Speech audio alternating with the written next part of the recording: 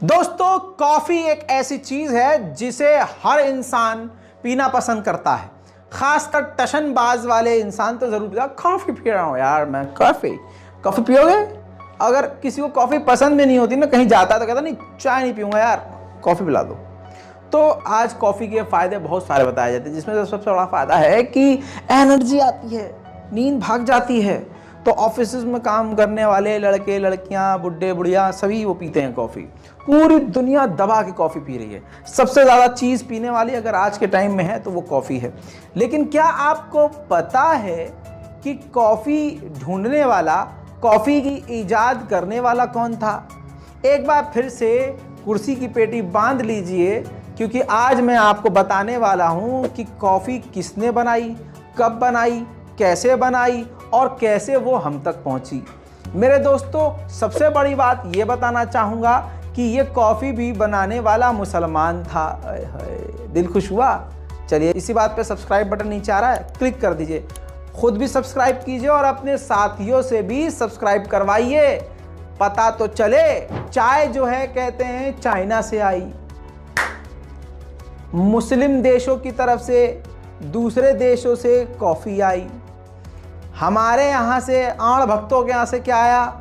गौमूत्र, है ना बात। तो चलिए, जो मुसलमानों को गाली बकते हैं, पिछड़ा हुआ समझते हैं, आज बताता हूं कि दिन में 4 मरतबा जो ढगोलते हो तुम, वो कॉफ़ी भी कोई देने वाला और नहीं था, मुसलमान था। इथोपिया आप जानते होंगे दोस्तों, 11वीं शताब्दी का वो समय, 11वीं सदी। बताइए, 11वीं सदी में खालिद नाम का एक व्यक्ति जो पहाड़ियों पर और खेतों में अपनी बकरियां चराने लेकर गए थे। खालिद ने देखा कि एक पेड़ के नीचे कुछ बीज गिरे हुए हैं, यानी आज के ज़माने में बेरीज गिरी हुई हैं, बेरी गिरी हुई हैं, और बकरियां उसको चर रही हैं। चरने के बाद वो और ज़्यादा उछल कूद करने लगी। जो बकरी सुस्त थी, वो बकरी भी जब वो चेरी खाती है तो उछलने कूदने लगती है। खालिद बहुत ज़्यादा सोच में पड़ जाते हैं। खालिद आते हैं, है तो वो फल ही उनकी नज़र में, वो उठाते हैं उसको और वो भी उसको छील कर 5-6 बेरीज खुद खा लेते हैं। खालिद को फील होता है कि टेस्ट में तो अजीब है, लेकिन खाने के बाद अचानक से उनके भी जिस्म में एनर्जी सी आ गई है, थकान मिट गई है और पूरी जिस्म में करंट दौड़ गया है। खालिद ने उस बेरीज को कुछ इकट्ठा किया और अपने घर लेके आए। फिर उन्होंने क्या काम करा, उसको उबाल लिया, बॉईल कर लिया। बॉईल करने के बाद 2 चीज़ आती हैं यहाँ पर।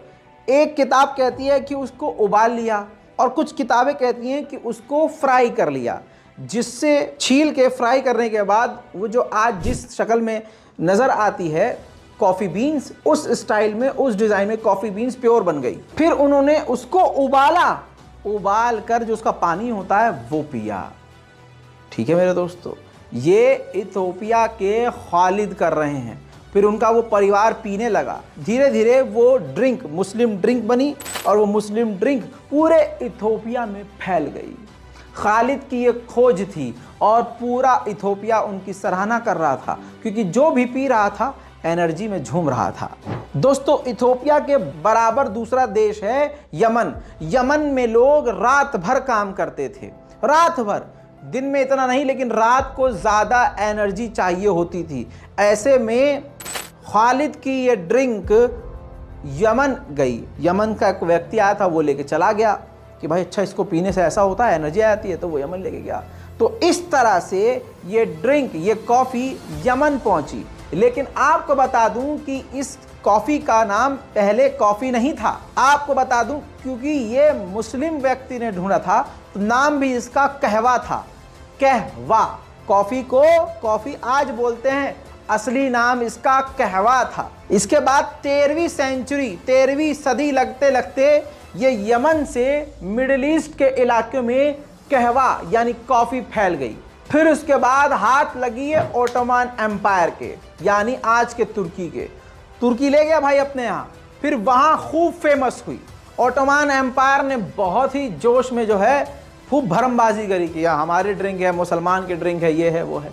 उसके बाद मिडिल ईस्ट भी इस कहवा को, कॉफ़ी को लेके जाने वाला यही तुर्की था। लेकिन मिडिल ईस्ट जब ये कॉफ़ी पहुंची है, कहवा पहुंची है, तो इसका नाम बदला। अभी तक ये नाम इसका कहवा था, लेकिन यूरोप में जैसे ही ये पहुंची तो उन्होंने कावा कहना शुरू कर दिया। QAVA कहना, कावा कहना शुरू किया। फिर उसके बाद यूरोप के लोगों की जबान तो ससुरों की सीधी होती नहीं है, पहले इसको कावा कहा गया, फिर कुछ वक्त बाद उसका नाम काफा रख दिया गया।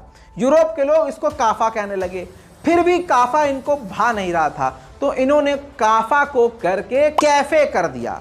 फिर कैफे भी ससुरों को समझ में नहीं आया, फिर उन्होंने कॉफी कर दिया। इसके बाद वो कॉफी आज तक कॉफी ही कहलाई जाती है। नाम उसका लेकिन असल में कहवा था, याद रखिएगा। खोज करने वाला हमारा मुसलमान भाई खालिद था और कॉफ़ी का नाम कहवा था पहला। बता दूं कि ऑटोमन एम्पायर ही यानी तुर्किश लोग ही Britain, Italy, France, Germany, America, ये हर जगह तक फैलाने वाला कॉफ़ी अगर कोई था तो ये तुर्की था। और फिर देखते देखते ये कॉफ़ी पूरी दुनिया में सबसे ज़्यादा पीने वाला मुस्लिम ड्रिंक बन गया। ऐसे दौर में ईसाई समुदाय के लोगों के पास जब ये कॉफ़ी पहुंची तो उन्होंने नहीं पिया। मतलब कोई चीज़ ट्रेंड में आ जाती है तो लोग को शौक चढ़ता है कि हम भी पिएंगे।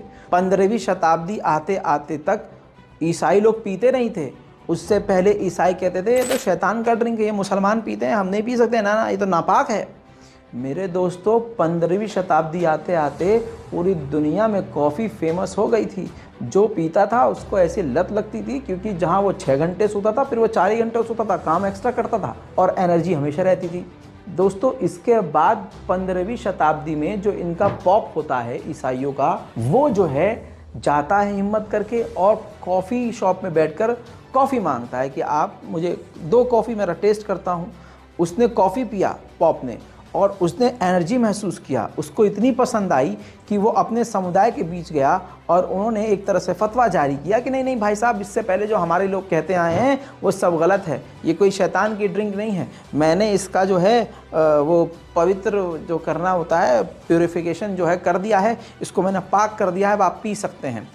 15वीं शताब्दी के बाद इन ईसाइयों ने कॉफ़ी पीना शुरू किया। आज पूरी दुनिया सबसे ज़्यादा अगर ड्रिंक में कुछ पीती है तो वो कॉफ़ी है। मेन जानकारी मैंने आपको दे दी है। इस तरह से कॉफ़ी दुनिया में फैली है। आज जब भी अगर आप कॉफ़ी पीजिए तो जनाब खालिद को शुक्रिया अदा ज़रूर कीजिएगा, और आपके सामने जब कोई कॉफ़ी पी रहा हो तो उससे ये सवाल ज़रूर कीजिएगा कि चच्चा जो ये आप पी रहे हैं, या आपकी निब्बा निब्बी कोई पी रही हो तो पूछिएगा कि अरे निब्बी ये बताइए जो काफ़ी तुम इतना पी रही हो, आज एक कैफ़े कॉफ़ी डे में जाने को कहती हैं, अलग अलग जगह डेट मारने जाते हो आप लोग, और कॉफ़ी का बड़ा घर में भले ही वो जो है काली चाय पियेंगे बिना दूध की, लेकिन दीदी को जो है बाहर CCD कॉफ़ी चाहिए। तो ज़रा उससे पूछ लिएगा कि ये लैटे, ये CCD, ये बड़े बड़े कॉफ़ी शॉप में जो कॉफ़ी मिलती है, इसकी खोज किसने की थी। नीचे अपनी राय कमेंट में लिखिए और ऐसी ख़तरनाक और ख़ूबसूरत जानकारियों के लिए चैनल को सब्सक्राइब कीजिए। जय हिंद।